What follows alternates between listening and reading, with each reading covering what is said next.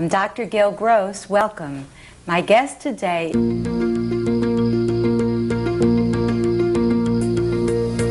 what happened. You changed the world. I love that.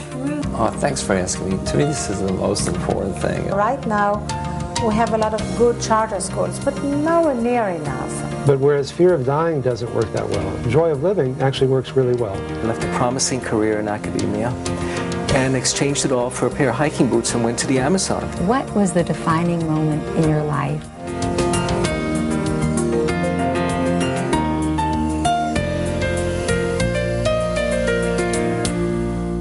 I'm Dr. Gail Gross. Welcome.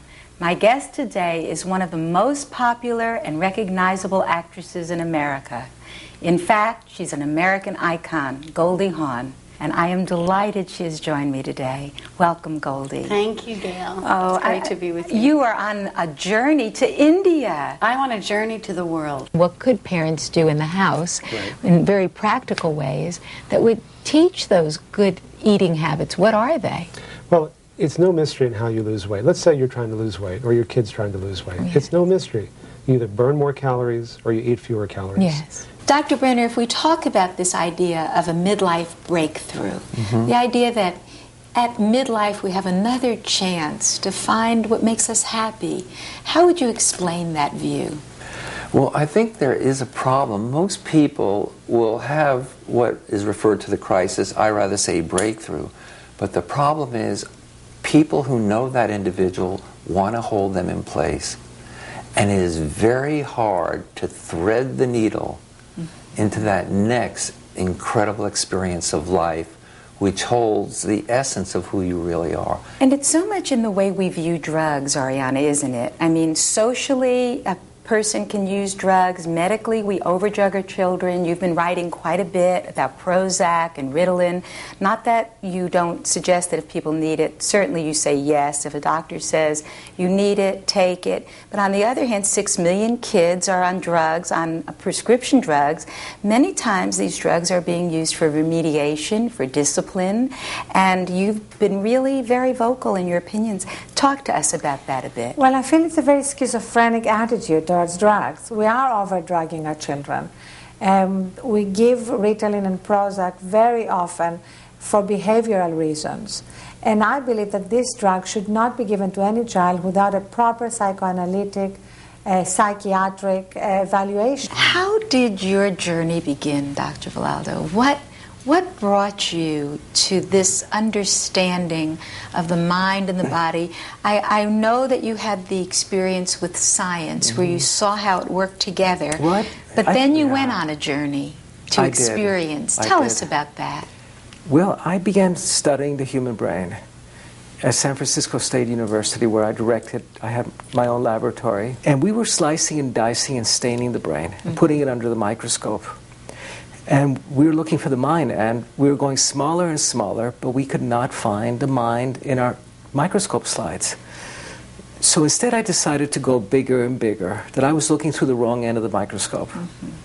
And I left the lab, I left my teaching position, I left a promising career in academia, and exchanged it all for a pair of hiking boots and went to the Amazon. What courage. What was the defining moment in your life? And I went over to the piano and touched it. And that changed my entire life. You know, From there, I said, "This is it." I don't know. It was a lot of things. It was a replacement for mother, not understanding what the word mother meant, but it was definitely a replacement, compensation. And it, can't think of any moment that changed my life more than that. Thank you, Quincy. Thank you. You could change the world a little bit. You are changing the world. Thank you. You're a beautiful lady. You are great. Thank you.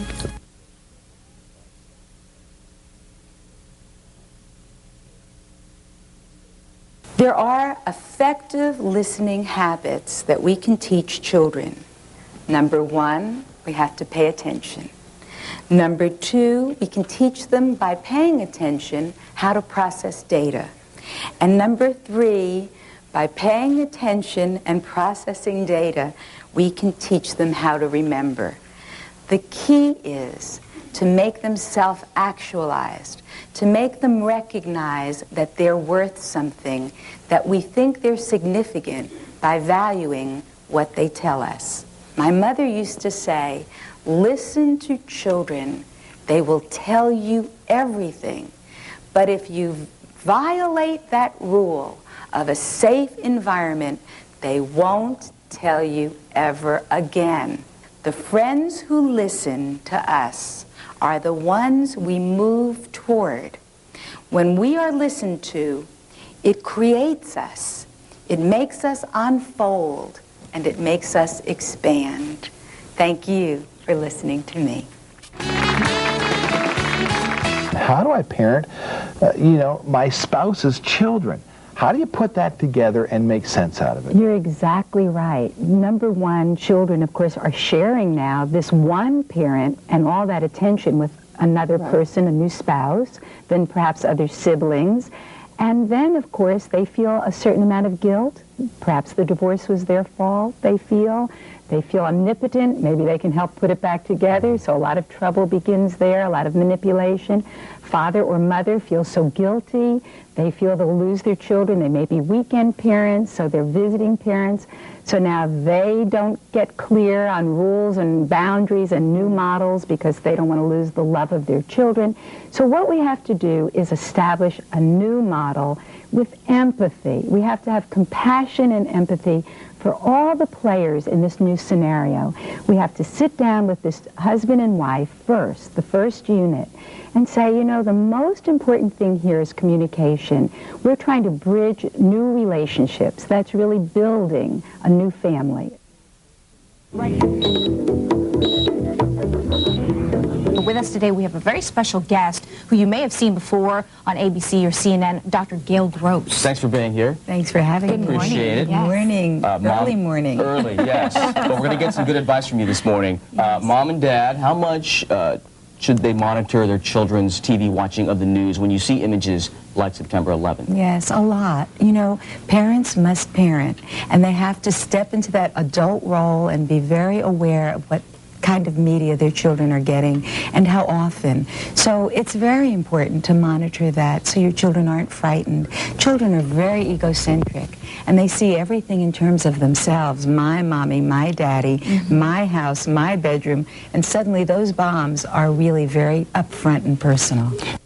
Dr. Gross, something else that we saw this year, a lot of folks rushed out to get married in the wake of the September 11th terrorist attack. And they've got to now strengthen that marriage as they move forward. Well, it's because of this need to connect and to get real, to be together. Suddenly, we are not so much in the external anymore. We realize that life is fragile, that we don't know what's around the corner. Now we're a country at war.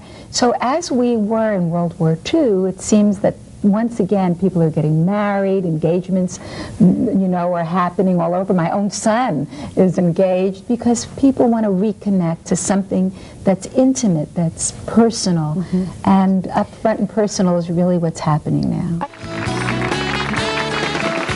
Let's talk about It's a Kid Thing. It's a kid thing. Gail, New Year, how do we, and should we, be teaching our kids to set goals, or does that put undue pressure on a child? Well, it's the way we do it. Everything is attitude and perception. And I tell parents, be what you want to see.